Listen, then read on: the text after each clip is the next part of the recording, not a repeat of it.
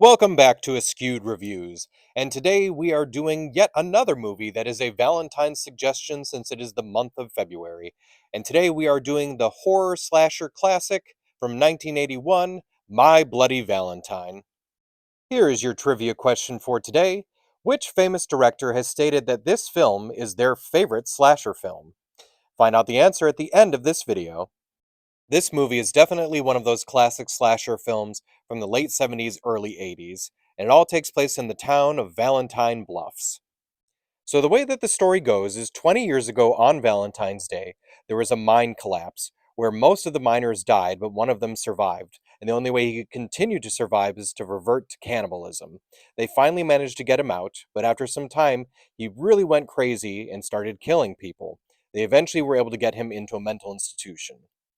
So now where we pick up in the film, it's now 20 years later, and it's the first time they've celebrated a Valentine's party since the accident occurred. Now, aside from all the killing, the main story for this movie is the love triangle between TJ, Axel, and Sarah. The rest of the cast seems to be populated by male miners and females from the town, where I cannot fathom what age they're supposed to be because they get treated like children. They look like they're 40, but I think they're supposed to be in their mid 20s. Now, putting the age thing aside, the murders start happening again. People are getting thrown into dryers, hearts are getting ripped out and put into candy boxes.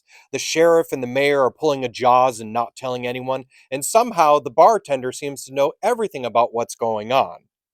The whole film takes place over the span of 3 days, February 12th, 13th, and 14th, and that does include Friday the 13th, which is definitely not good and does not bode well for all of these kids.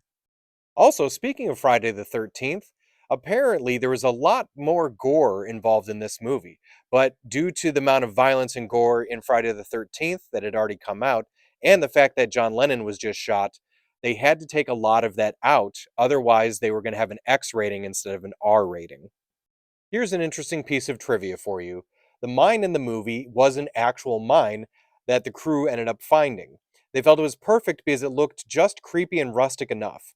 Now, when the town found out that they were going to film there, they actually spent $50,000 to make it look nicer.